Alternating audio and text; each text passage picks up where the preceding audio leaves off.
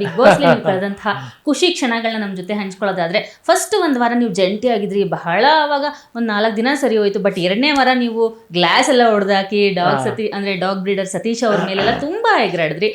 ಏನ್ ಸರ್ ಅವ್ರ ಬಗ್ಗೆ ಏನ್ ಅನ್ಸುತ್ತೆ ನಿಮ್ಗೆ? ಇಲ್ಲ ಮೇಡಮ್, ಯಾಕಂದ್ರೆ ಡಾಕ್ ಸತೀಶ್ ಅಣ್ಣವರು ಅಂದ್ರೆ ಈಗ ನಾಯ ಒಂದು ಮಾರ್ಕೆಟಿಂಗ್ ವಿಚಾರದಲ್ಲಿ ತುಂಬಾ ಹೆಸರು ಮಾಡಿರೋಂಥ ಅವರು ಸತೀಶ್ ಅಣ್ಣವರು. ಯಾಕೆಂದ್ರೆ ಅವರ ನಮ್ಮ ಒಂದು ಜಂಟಿ ವಿಚಾರ ಬಂದಾಗ ತುಂಬಾ ಚೆನ್ನಾಗಿದೆ. ಯಾಕಂದ್ರೆ ಅವ್ರು ಬೆಳೆದಿರೋ ವಾತಾವರಣನೇ ಹಾಗೆ.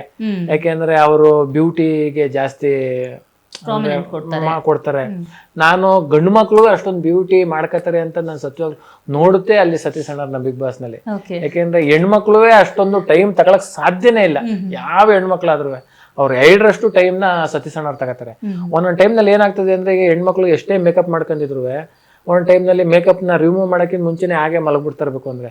ಆದ್ರೆ ಸತೀಶ್ ಅಣ್ಣವ್ರು ಎಷ್ಟೇ ಇದಾದ್ರೂ ಅದು ಹಚ್ಕೋಬೇಕಾದ್ರೆ ಎಷ್ಟು ಟೈಮ್ ಕೊಟ್ಟಿರ್ತಾರೋ, ತೆಗಿಬೇಕಾದ್ರು ಅಷ್ಟೆಲ್ಲ ಟೈಮ್ ಕೊಟ್ಟು ತೆಗ್ದು ಪುನಃ ಇನ್ನೊಂದೇನೋ ಕ್ರೀಮು ತಲೆಗೇನೋ ಎಣ್ಣೆ ಹಚ್ಕೊಂಡೇ ಅವ್ರು ಮಲಗೋದು. ಅಂದ್ರೆ ಬ್ಯೂಟಿ ಬಗ್ಗೆ ಅಷ್ಟೊಂದು ಅವ್ರಿಗೆ ಒಂದೇನೋ ಒಂದು ಕೇರ್ ತಗೋತಾರೆ ಬ್ಯೂಟಿ ಬಗ್ಗೆ. ಇದು ನಮ್ಗೆಲ್ಲ ಒಂದು ಸ್ವಲ್ಪ ಬಿಗ್ ಬಾಸ್ ಮನೆ ಅಂತ ಹೋದಾಗ ಇದೇನಾಗ್ಬಿಡ್ತದೆ ಅಂದ್ರೆ, ಅವ್ರು ಮಾಡೋದು ತಪ್ಪು ಅಂತ ಹೇಳೋದಿಲ್ಲ, ಬಟ್ ಅವರ ಸಹಪಾಠಿಗೆ ಏನಾಗ್ಬಿಡ್ತದೆ ಒಂಚೂರು ಬೇರೆ ತರ ಬರ್ತಾ ಆಗ್ಬಿಡ್ತದೆ. ಅಷ್ಟು ಪೇಷನ್ಸ್ ಇರೋದಿಲ್ಲ. ಇದು 1 ವಾರ 2 ವಾರ ಹಿಂಗೆಲ್ಲ ಕಳೀತಾ ಏನಾಗ್ಬಿಡ್ತದೆ, ನನಗೆ ತುಂಬ ನೀರು ಕುಡಿಯೋಕೆ ದಾಹ ಆಗಿರ್ತದೆ. ಅದೇ ಟೈಮ್ಗೆ ಶೆಲ್ ಹಾಕಳಿ ಅಂತ ಏನೋ ಒಂದು ಬೆಲ್ ಆಗುತ್ತೆ. ಆವಾಗ ಅವರು ಎಷ್ಟೊತ್ತಾದರೂ 6 ಜನ ಸ್ನಾನ ಮಾಡ್ಕೊ ಬಂದ್ರು, ಇನ್ನೂ ಒಳಗೇನೆ ಇದ್ರು. ಅವ್ರ ತಲೆಗೆ ಬಣ್ಣ ಹಚ್ಕೊತಿದ್ರು, ಇನ್ನೊಂದು ಗೊತ್ತಿಲ್ಲ ಒಟ್ಟಿನಲ್ಲಿ.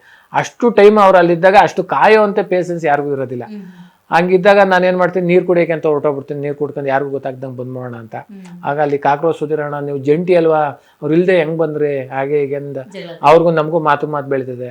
ನನಗೆ ತುಂಬಾ ದಾಹ ಆಗೈತೆ ಹಂಗೆ ಹಿಂಗೆ ಅಂತ ಹೇಳ್ತೀನಿ. ಎಷ್ಟು ಮಾಡಿದ್ರು ಅದು ವಾದ ಹಂಗೆ ಆಗಿ ಆ ಗ್ಲಾಸ್ ಬಿಸಾಕ್ಬಿಟ್ಟು ಬರ್ತೀನಿ.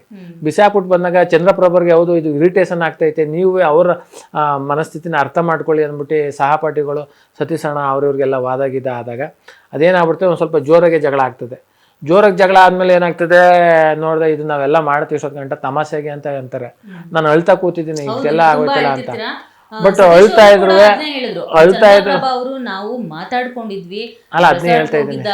ಅದಕ್ಕೆ ನಾನು ಅವರು ಕಾಮಿಡಿ ಡ್ರಾಮಾ ಮಾಡ್ತಿದ್ದಾರೆ, ಅವರು ಆಗೋದಕ್ಕೆ ನಾವು ಹಿಂಗ್ ಮಾಡ್ತಿದ್ದಾರೆ ಅಂತ ಅನ್ಕೊಂಡು, ಅಂದ್ರೆ ಅವ್ರು ರಿಯಲೈಸೇ ಆಗ್ತಿಲ್ಲ. ಅವ್ರು ಕೊಡ್ತಾನೆ ಇಲ್ಲ, ನಾನು ಚಂದ್ರಪ್ರಭಾ ಅವ್ರು ಮಾಡ್ತಿರೋದು ಡ್ರಾಮಾ, ಇದೊಂದು ಟ್ರಿಕ್ಸ್ ಅಂತಾನೆ ಅವರು ಇವತ್ತು ಕೂಡ ಅದನ್ನೇ ಹೇಳ್ತಾರೆ. ಅದ್ರ ಬಗ್ಗೆ ಏನ್ ಹೇಳ್ತೀರಾ? ಈಗ ಅದನ್ನೇ ಏನು ಅಂದ್ರೆ, ಅವ್ರು ಈಗ ನಾನು ಅಷ್ಟೊಂದು ಟ್ರಿಗರ್ ಆಗಿ ಈಗ ನೋಡಿ, ಅವ್ರು ಹೋದ ಮೇಲೆ ಇದುವರೆಗೂ ಜಗಳ ಅಂತ ನಾನು ಯಾರ ಜೊತೆನೂ ಮಾಡೇ ಇಲ್ಲ. ಈಗ ಅವ್ರು ಬೇಗನೆ ಹೊರಟೋಗ್ಬಿಟ್ರು. ಇಷ್ಟು ದಿನ 6 ವಾರ ಇದ್ರು ನಾನು ಯಾರ ಜೊತೆ ಜಗಳ ಮಾಡಿಲ್ಲ. ನನ್ನ ಸ್ವಭಾವ ಹಾಗೆ. ಅವ್ರ ಜೊತೆ ಅಷ್ಟೊಂದು ಜಗಳ ಮಾಡಿದ್ದೆಲ್ಲ ಮಾಡಿದೆ ಅಂದ್ರೆ ಅಷ್ಟು ಬೇಸತ್ತು ಹೋಗ್ಬಿಟ್ಟಿರ್ತದೆ. ಅದ್ರಲ್ಲಿ ಅವ್ರು ತಪ್ಪು ಅಂತ ಹೇಳೋದಿಲ್ಲ, ಬಟ್ ನಮ್ದು ಅವ್ರದ್ದು ಮನಸ್ಥಿತಿ ಆ ವಿಚಾರದಲ್ಲಿ ಅಡ್ಜಸ್ಟ್ ಆಗದೆ ಜಗಳ ಆದಾಗ ನಾನು ಅಳ್ತಾ ಕೂತಿರ್ತೀನಿ, ಏನೋ ತುಂಬಾ ನೋವಾಗಿ. ನೋಡಿ, ಇದನ್ನೂ ಜಗಳ ಮಾಡೋದು ನಾವು ಡ್ರಾಮನೆ. ಈಗ ಅವ್ರು ಕಣ್ಣೀರಾಗ್ತವ್ರೆ, ಅದು ಡ್ರಾಮನೆ ಅಂತ ಅಂತಾರೆ. ಅಂದ್ರೆ ನಮ್ಮ ಬಗ್ಗೆ ಇಡೀ ಕರ್ನಾಟಕ ಜನತೆಗೆ ಯಾಕಪ್ಪ ಹಿಂಗೆ ಹೆಸರಾಳು ಮಾಡ್ತಾ ಇದ್ರು ಅಂತ ತುಂಬಾ ಮನ್ಸು ಕರೆಕ್ಟ್ ಆಗ್ತದೆ. ಅವತ್ತಿನಿಂದ ನಾನು ಅವ್ರ ಜೊತೆ ಮಾತಾಡೋದಿದೆಲ್ಲ ಕಡಿಮೆ ಮಾಡ್ತೀನಿ. ಅವ್ರು ಬಿಗ್ ಬಾಸ್ ಮನೆಯಿಂದ ಎಲಿಮೆಂಟ್ಸ್ ಇಂದ ಆಚೆ ಬರ್ಬೇಕಾದ್ರು ನಾನು ಅವ್ರನ್ನ ಮಾತಾಡ್ಸೋದಿಲ್ಲ. ಅವರು ನಾನು ನೋಡೋದಿಲ್ಲ, ನಾನಂತೂ ಮಾತಾಡ್ಸೋದೇ ಇಲ್ಲ. ಬೇಡ ಅಂತ ಅನ್ಸ್ಬಿಡ್ತದೆ. ಯಾಕಂದ್ರೆ ಅರ್ಥ ಮಾಡ್ಕೋಬೇಕು, ಯಾವುದೋ ಡ್ರಾಮಾ ಅನ್ನೋದು ಇನ್ನೊಂದೇನು ಅನ್ನೋದು ಅದೇನಾಗ್ಬಿಡ್ತದೆ ಅಂದ್ರೆ ಒಬ್ರು ವ್ಯಕ್ತಿತ್ವಕ್ಕೆ ಬಹಳ ಡ್ಯಾಮೇಜ್ ಆಗ್ಬಿಡ್ತದೆ. ಈಗ ಬಂದವ್ರೆ ನಾನೇ ಫೋನ್ ಮಾಡಿ ಮಾತಾಡ್ತೀನಿ, ಇದು ಬೇರೆ.